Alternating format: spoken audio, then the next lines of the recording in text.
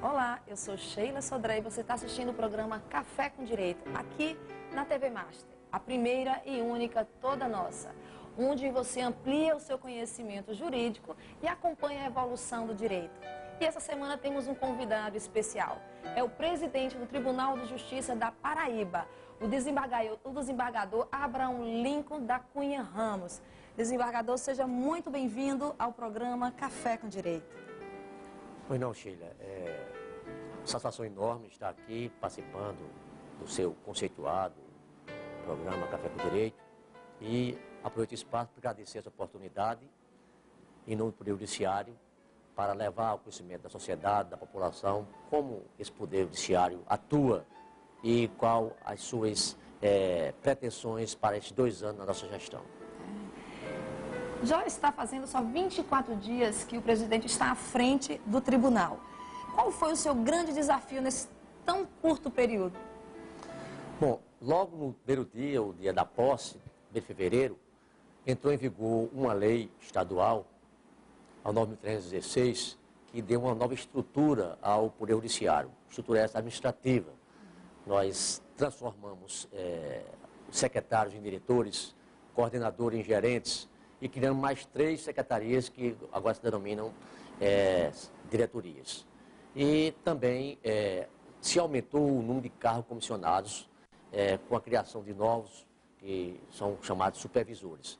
Então, estamos agora, nos primeiros dias, são apenas 19 dias úteis, né? Tentando colocar a máquina para funcionar e ajeitar essa máquina com essa nova estrutura.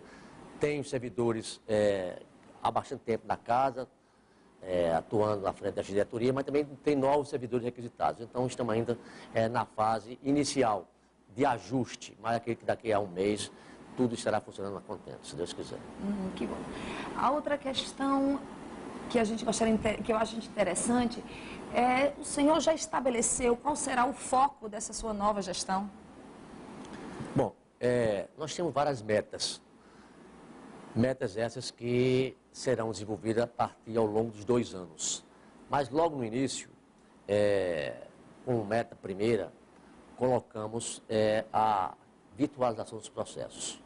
A nossa justiça comum, não só Paraíba, mas em todo o Brasil, nos encontros que eu tive como Corredor-Geral de Justiça e também como representando o presidente anterior, tive a oportunidade de verificar que a justiça comum ela está um pouco ainda muito atrás de outras justiças especializadas, como a Justiça do Trabalho, que aqui na Paraíba já está 100% virtualizada. Mas que é referência. Referência. Mas tem que levar em consideração que, enquanto na Justiça do Trabalho há estados em que há apenas um pouco mais de 30 juízes, nós somos mais de 220 juízes e também com especialidades diversas. Temos direito de família, direito das coisas, direito criminal, eleitoral, justiça da infância e juventude, violência contra a mulher, tributário, enquanto a justiça trabalhista, não quero dizer que não tirar os méritos trabalhistas, mas só é direito de trabalho. Então temos essa dificuldade, mas estamos fazendo um cronograma para que essa virtualização que hoje se restringe apenas aos juizados especiais e às varas de execuções penais, seja estendido também a outras unidades judiciárias, varas especializadas como criminais, varas cíveis e também ao próprio Tribunal de Justiça. Ontem mesmo, na sessão ordinária administrativa, nós apresentamos ao Tribunal um cronograma dessa virtualização. Estamos com pretensão de, a partir do mês de junho, o Tribunal já está julgando os recursos e as ações originárias de forma virtual. É uma pretensão que nossa no calendário. Para isso, nós fizemos um convênio com o Conselho Nacional de Justiça, que está disponibilizando de forma gratuita para todos os tribunais. Nós fomos o 19º tribunal a aderir a esse convênio. É um programa chamado PJE, o programa Processo Judicial Eletrônico, que é uma evolução do programa chamado CRETA, que é hoje utilizado pela Justiça Federal, e pretendemos implantar esse programa a partir do mês de junho, tanto na primeira instância, em 5 varas pilotos, como também no próprio tribunal. Então, dá para perceber então que o foco é justamente acabarmos um pouco com a questão, evoluir na celeridade processual. né? E falando disso, a gente, é uma certeza, né? A gente vê todos os meninos falar que não tem volta. O processo eletrônico é um processo sem volta e é o que se espera, né, de uma justiça efetiva. Mas em relação a um processo eletrônico, há uma crítica que ela é até contundente no seguinte questão. O processo eletrônico, ele vai reduzir todos os trâmites da inicial, né, mais aquele processo que passa pelos cartórios. No entanto, quando ele se tornar concluso ao juiz, aí pode haver aí um acúmulo também de processos, né, necessitando de um despacho, necessitando de uma decisão do juiz. Como o senhor vê essa crítica em relação a esse acúmulo nesse processo, já nessa fase de despacho, na fase de sentença? Bom, realmente, hoje, com o processo físico, há juízes com mais de até 500, 600 processos concluídos com excesso de prazo. Com a adoção e implementação total do processo eletrônico, obviamente, poderá haver esse acúmulo, esse excesso de prazo na conclusão de despachos e de sentenças, decisões de juiz. Mas acredito que o processo eletrônico, ele vai reduzir drasticamente essa fase, como vai reduzir essa parte da burocracia, do cartório. Também o juiz, ele terá à sua disposição, e é uma intenção do Tribunal de Justiça, de colocar assessores para o juiz. Então não será o juiz somente aquele que irá fazer os seus despachos de sentença. Ele terá assessores para minutar esses despachos, essas decisões, e obviamente a assinatura digital será do juiz, ele será o responsável por esses despachos. Nós temos agora, a partir de 4 de março, uma nova lei de órgão judiciária, onde foram criados mais 150 cargos de assessor de juízes. Já temos 100 e estamos para nomear 150. Mas, obviamente, isso é o primeiro passo. Acredito que, no mais tardar, cada juiz deverá ter no mínimo 3 assessores. Nós não podemos conceber que um juiz com 2 termos de processo, ele seja o responsável sozinho pela edição de despacho de sentenças. Então, acredito que com a implantação do processo eletrônico, vamos observar qual é o número ideal de assessores por cada juiz. Nós não podemos colocar um número fixo, porque vai depender muito da complexidade dos processos. Há varas onde o juiz terá ter 1 ou 2 ou 3 assessores, mas possa ser que haja varas que um seja só o suficiente.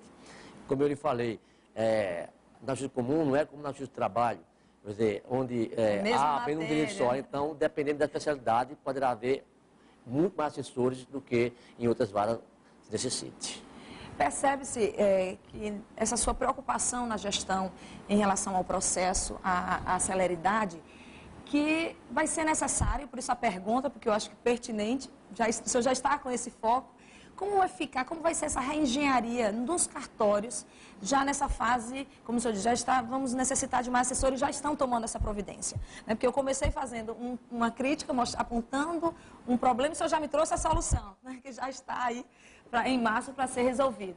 E agora nessa questão da reengenharia dos cartórios, porque o processo eletrônico, de alguma forma, ele vai mexer com a cultura e com todo o desenvolver, toda a administração do cartório. Realmente, nós temos que conceber o processo eletrônico na primeira instância e na segunda instância. Estive agora no Superior Tribunal de Justiça visitando as turmas onde funciona o julgamento das turmas do STJ, da Corte Especial e também da Corte, de forma geral, do plenário do STJ. E o layout dos ministros, onde eles fazem julgamentos, achei bastante interessante.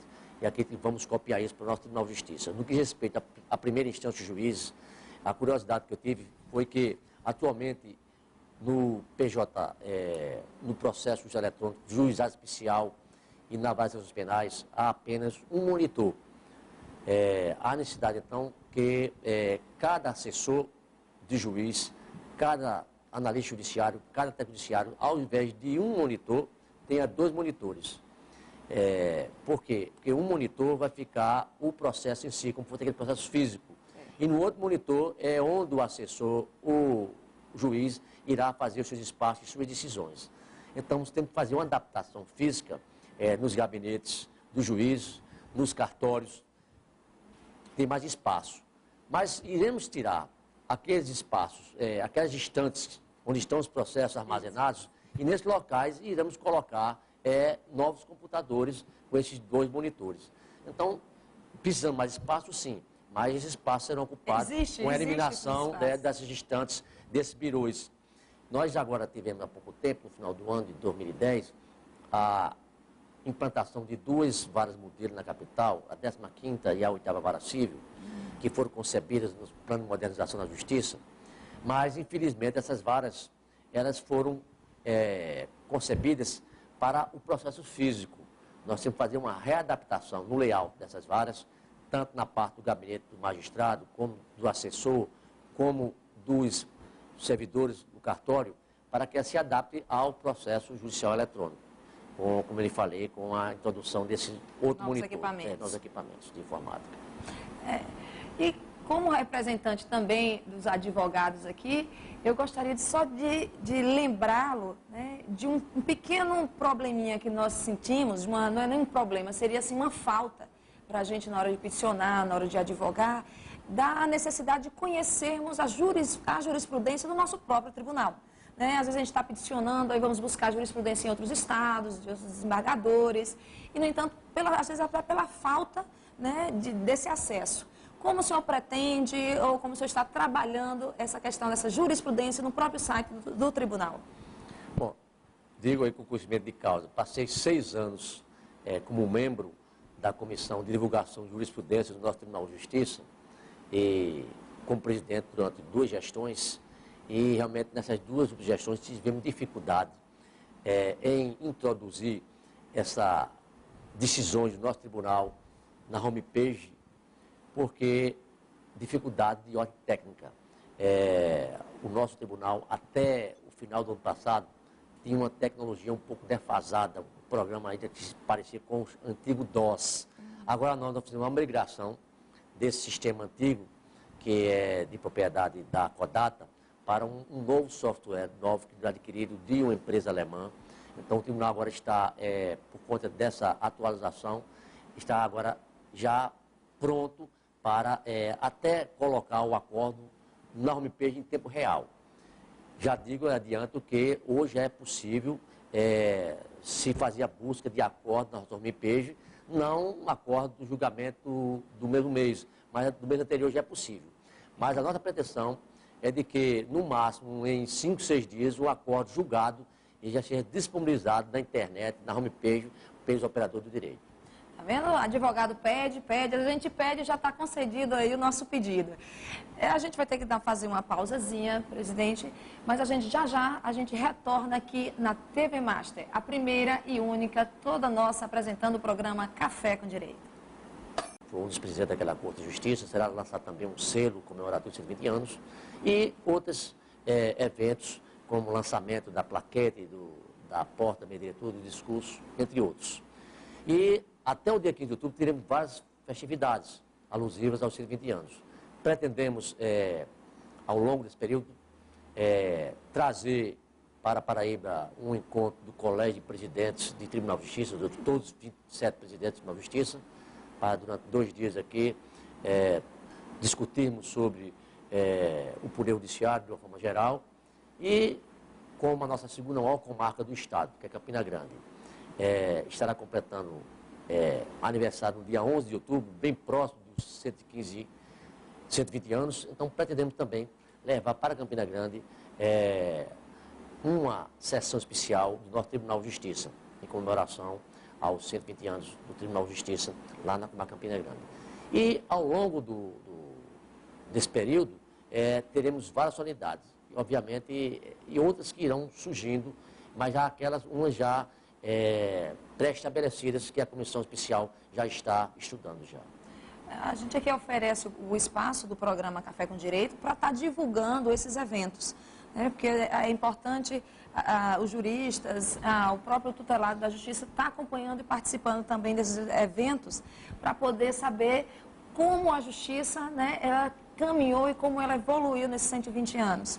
E aí eu gostaria de saber, fazendo uma retrospectiva desses 120 anos de história de justiça do tribunal, como o senhor enquadraria, como o senhor qualificaria a justiça na Paraíba? Bom, o nosso Tribunal de Justiça, ao longo de 120 anos, evoluiu de uma forma assim assustadora. Digo isso porque os nossos juízes, valorosos juízes, nossos embargadores, são abnegados, não são apenas, não trabalham apenas por trabalhar, eles são abnegados por aquilo que fazem. E não só os atuais, mas tivemos, ao longo desses 20 anos, embargadores que dignificaram o nome do judiciário na Paraíba. Nós temos o exemplo do Moacir Montenegro, José Flócio da Nóbrega, o Mário Moacir Porto, entre outros. Então, esse crescimento da justiça, ao longo desses 20 anos, ele só veio dignificar ainda mais o Poder Judiciário. E, realmente, a atual composição do nosso Tribunal de Justiça está à altura daqueles que fazem a justiça na Paraíba. E esperamos que a população paraibana confie nos nossos juízes, nos nossos julgadores, porque não é fácil julgar, pois nós sabemos que julgamento perfeito só existe o julgamento divino, mas os nossos juízes estão preparados, quer seja juiz de primeiro grau, quer seja de segundo grau, para enfrentar esse novo desafio que é o julgamento agora no processo eletrônico. E o jurisdicionado, ele tem que, até fazendo uma afirmação, com essa evolução do direito, os juízes acabaram tendo, de alguma forma, um poder discricionário muito maior e acaba também, em alguns momentos, substituindo o papel que o legislador deveria e não faz. Então, cada dia que passa é um papel que está tendo mais notoriedade e está marcando muito presença. Na sua opinião, isso gera algum conflito com o legislador? Bom, parece-me que essa questão está mais a nível de Brasília.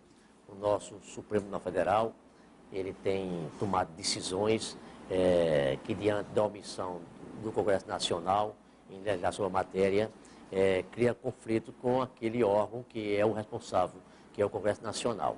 E várias dessas questões chegam ao conhecimento da população, uns contra, outros a favor, mas a verdade é essa, que o Poder Judiciário realmente, por exigência da população, jurisdicionária, tem que tomar essas decisões, que desagradam até mesmo um político. Mas é que o Poder Judiciário não pode ficar inerte. Isso. Ele tem que julgar as causas que são apresentadas, e essas causas que são apresentadas se está na Constituição Federal.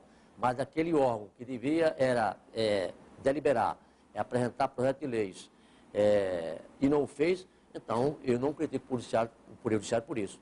Mas cabe ao Congresso Nacional, obviamente, chamar o feito à ordem e fazer com que aquela decisão do Supremo Tribunal Federal seja efetivada. Esse é um tema que eu estou pesquisando no doutorado justamente porque você vê um pouco a falha ou a ausência do legislador. Né? E como o senhor mesmo afirmou, não dá para os juízes, os magistrados se omitir também, porque aí a população se sente muito abandonada. Vamos falar mais um pouquinho sobre as varas especiais que estão sendo criadas em relação à proteção da mulher. Como é esse projeto? Como é que está sendo realizado? O que o senhor espera desses juizados especiais?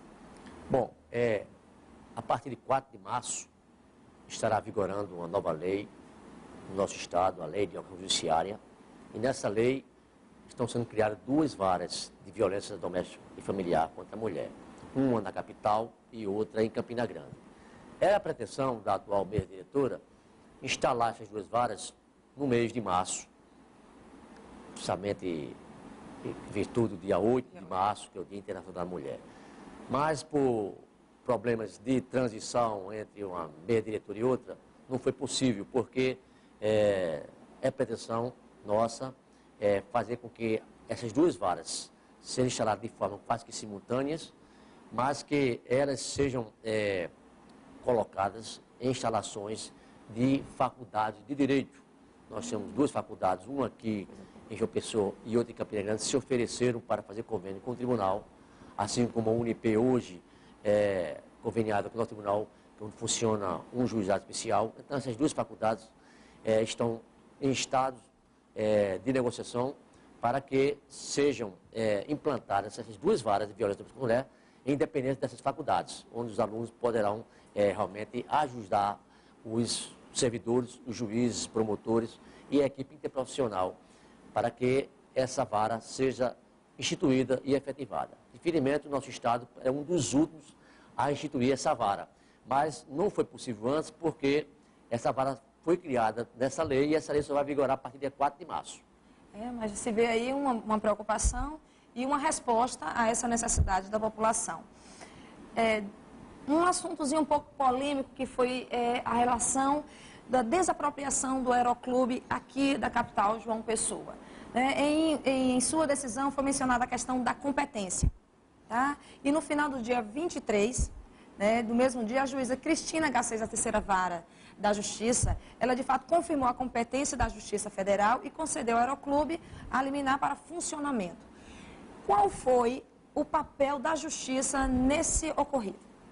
Bom, primeiramente eu advirto que nós temos um estatuto chamado de Lei Orgânica da Magistratura Nacional, que veda os magistrados de emitir opiniões sobre processos que ainda estão em tramitação.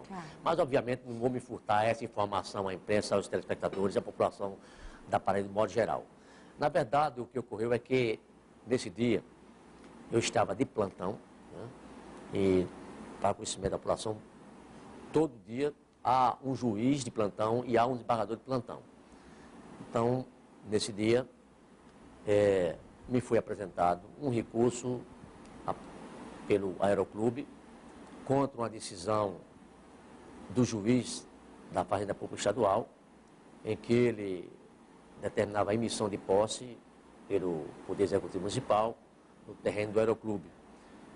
E o recurso que foi apresentado tinha vários fundamentos. Um dos fundamentos que eu considerei para análise primeira era a questão da competência, porque havia a intervenção de uma entidade federal, a ANAC, a Agência Nacional de Aviação Civil, em que ela dizia que tinha interesse em intervir nessa demanda. E a Constituição Federal preceitua que quando há a intervenção de um ente federal em uma questão judicial, quem tem competência para dizer se há interesse jurídico ou não dessa entidade federal na questão é a Justiça Federal.